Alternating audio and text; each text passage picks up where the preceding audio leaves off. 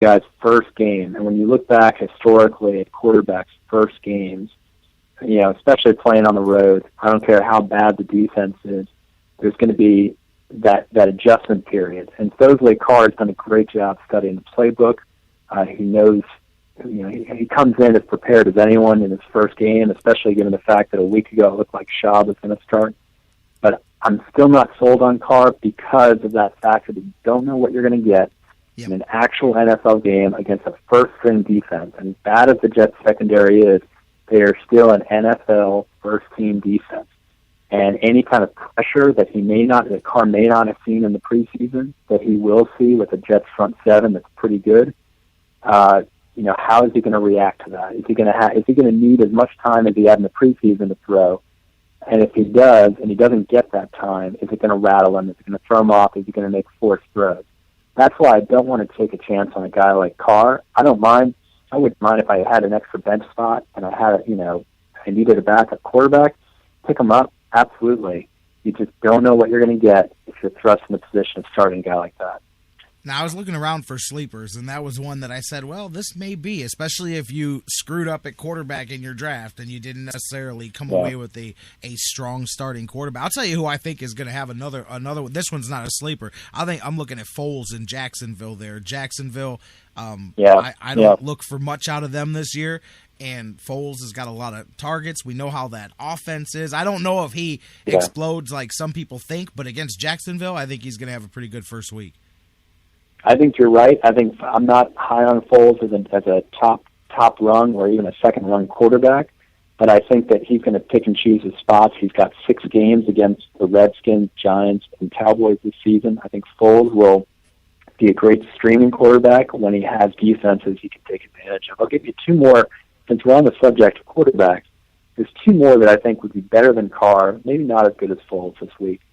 One is Ryan Fitzpatrick. Gets a bad rap, right? Didn't really do the job in Buffalo. But I'll tell you, look at his numbers. A lot of interceptions, but also a lot of touchdowns and a lot of yards.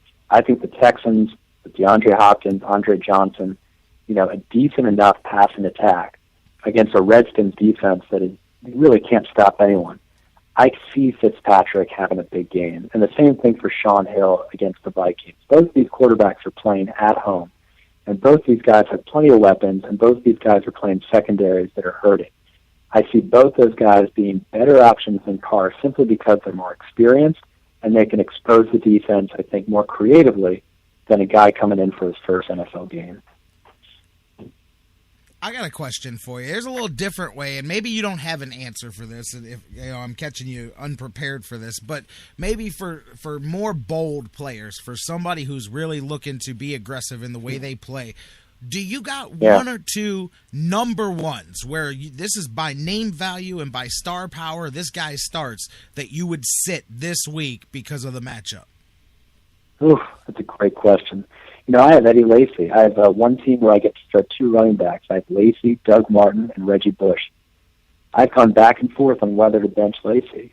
Part of me wants to start Lacy so I have a reason to watch tonight, when they play the Seahawks. But that's not a reason to start someone. And I'm concerned about Lacy having, 18 carries for 71 yards and no scores. And am I going to walk away from tonight saying, boy, I'm glad I started Eddie Lacy? So he is someone who people need to be mindful of. It might not be the right week for him, and that is very controversial. But since you brought it up, that's something that I would fear. Mike Wallace, he's a top 20 receiver on most people's boards. Top 25. I've never been high on Mike Wallace. He has 9. I looked it up the other day. He has 9 games with 11 or more fantasy points in his last 35 games. So in other words, about 26%. Of his last 2+ seasons, has he had a game worthy of a number 2 receiver? And going up against that Patriots secondary, I just don't trust him. If I had Mike Wallace, I would bench him about half the time. So those are 2 guys that I think, one very extreme, one not so extreme, that I would have a tough time starting. I guess I'll give you one more, Alfred Morris. I think that Texans front is just it's going to be very tough on the Redskins' running game and the passing game. I think the Redskins are a mess. They haven't learned anything since last year. I don't think a new coach is going to fix it. I think Robert Griffin III has so much potential, but is in the wrong system. He's forced to be a pocket passer, and you're going to find a much more conservative offense than when the Redskins were better 2 years ago. And you're going to see a Texans defense that is going to be charged up. And I think Alfred Morris is going to pay the price. This is a guy who doesn't get the ball inside the 5. It goes more to Roy Halou, or RG3 gets creative with it. So already you're at a disadvantage with Alfred Morris, and that's why I stayed away from him. And secondly, you know what you're going to get. You're going to get 16, 18, 19 carries out of him.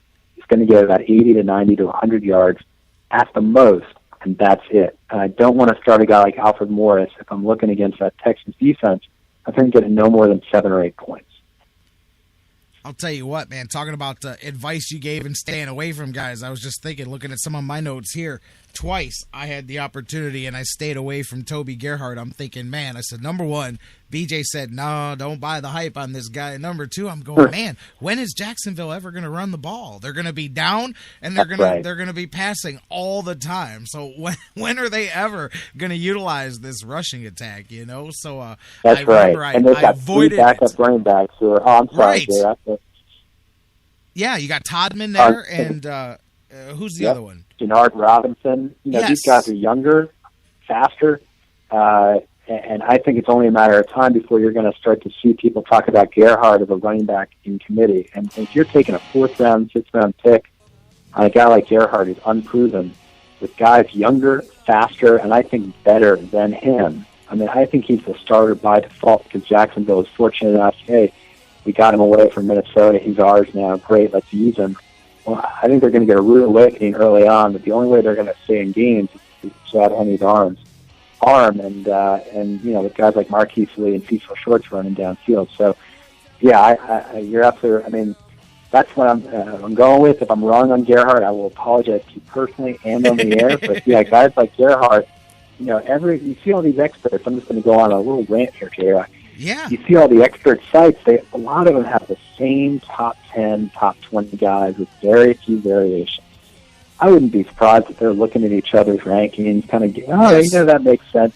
Yeah, of course, LaShawn McCoy's number 1, Jamal Charles, you know, Adrian Peterson has to be top 3, because God forbid we drop him any lower than that, you know, and, you know, Eddie Lacy, sure, Calvin Johnson automatically, number 1 receiver, don't even question. You know, and I admit it, I fall into that trap. I get sucked into, you know, what I read and what I see, and it seems to make sense. But to me, outside of the 1st round, that's where people win or lose. Starting to get into the 3rd, the people start to differentiate, and that's where the keys are. So a guy like Gerhart is a top 20 on a lot of the expert sites.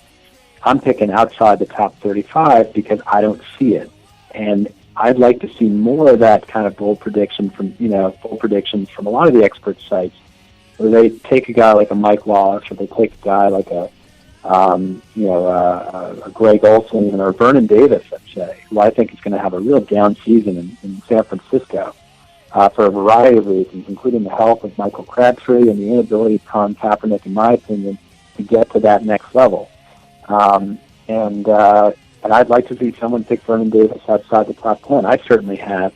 But I'd like to see somebody else do it so we can, at least I can have friends in this. Well, I'll tell you what. You know what, though? That's funny that you bring that, because I was going to mention that this year, it's been separating every year, but this year more than any, the big board, I guess you'd say, that I ended up going with, I was amazed because we got people from all over the country. It was easiest to pick a national platform like ESPN. That way everybody can draft online and all of that. So I've got my list, but you've got, you know, their rankings right in front of you as you're going through the draft. And the separation was crazy. I mean, and that's why, you know how they give you, ESPN gives you the report card of the draft afterwards, and I'm looking at it, and I'm going, man, I disagree with a lot of the way they broke this down, for the simple fact that, but the reason they do it is because their rankings are so much different than I think the way it's going to break down and the way a lot of other people, because I'm looking, and guys that are high up on my board haven't been picked yet, down in the, you know, 6th, 7th, 8th round, and I'm like, these are still first page guys, man, that haven't come off yet, you know, because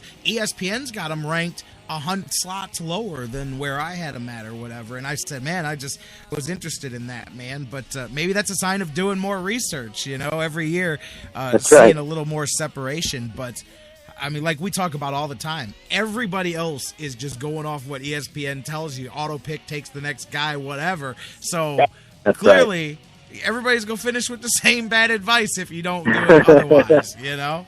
And to be fair to a lot of the experts out there, you know, the folks who are making these rankings, you know, they do reporting. They've got lives. You know, I don't expect them to keep all that stuff accurate, but that's why all of us who do have the time, who don't, you know, who you know, we work for a living, but we're not sitting there coming up with these rankings. We can come up with our own rankings. You know, we have that luxury to say, you know what, I'll pick and choose what I think is right. I saw ESPN have Matt Ryan as the number 11 quarterback, and I have You've got him top 4. 5. I'm thinking, yeah. You know, that I think they're, you know, they couldn't be more wrong. But, you know, that's my prerogative. I don't have to listen to them. They put out their rankings. They can be a guidepost for, you know, things that I might agree with. But I don't have to feel compelled just because they're telling me that I need to take this guy now, that I have to take that guy. And I think that's where drafting becomes interesting. When you have everyone creating their own draft sheets, you start getting a lot of bold picks. And if 2 out of 6 of them work out, you might find that you've got some elite guys that you wouldn't have had otherwise, and you're on the way to a championship. Yep.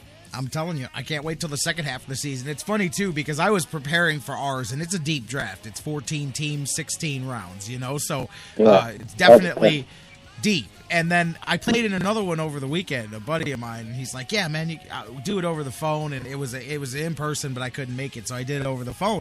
And I looked at my squad when I was done, and it was almost like too easy. And what I mean by that is the whole team is all star players.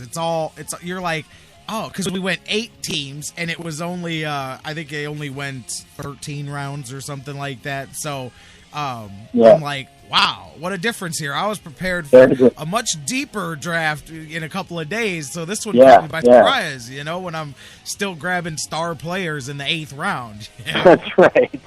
You step back, I like this team a lot more than I like the team right, last you know, pick. I'm like, man, wait a minute. Did I really pull Matt Ryan in the 8th round? You know, like, hey, I'll take that. You know, BJ said he's going to be top 4, man. So there you go. All right, man, it's on. Football. It starts tonight with the Packers and the Seahawks. And you know what? I know the Seattle's number 1 defense, and everybody took them high in their draft and all that stuff, man. But talking about gut feeling on who may have a rough first night, man. If I had 2 defenses, I don't know that I would necessarily play them against Green Bay, because you just never know. First night of the season, could have a little shootout on your hands here, man. You could, and there's about 10 offensive weapons of high ability combined on these 2 teams. You know, you've got 2 elite quarterbacks, 2 elite running backs, and terrific receivers. Seattle has very underrated receivers. I think Kyrie Irving, you know, 3 years ago, he was doing some incredible things at the end of the season, just the all-purpose rushing, receiving, scoring, everything. And looked like at 22 years old, he was going to be the next phenom. So, you know, trust that, this could, and I think that's why I dreamt it was going to be a shootout, because there's too many good players on offense for us not to see 6, 7, 8 touchdowns tonight. I mean, it could get really big. And, you know, the only thing I'll say to that, in contradiction, is that the Seahawks proved in the Super Bowl last year that defense trumps offense. Yep. True. And that's the only thing that's keeping me in, you know, in the back of my mind. I'm thinking more of, are the Seahawks just going to take what they did last February and just extend it into this season, where they're just going to show people that if they can crush the Packers, they can crush anyone. But, you know, if anyone can do what Peyton Manning couldn't, it's Aaron Rodgers. He's the next best quarterback, and it'll be a fun game. Yep, and I mentioned earlier, since 2008, Aaron Rodgers, second best rating, second most touchdowns on the road of all quarterbacks in the NFL. So, going to be interesting here to see how it plays out. Right. You know, let's see. It's underway. Next week, you and I will be looking to week 2 as it's on now. The march to the playoffs begins with week 1. Well, good luck this week, Jared. You too, BJ, and I look forward to catching up with you next week.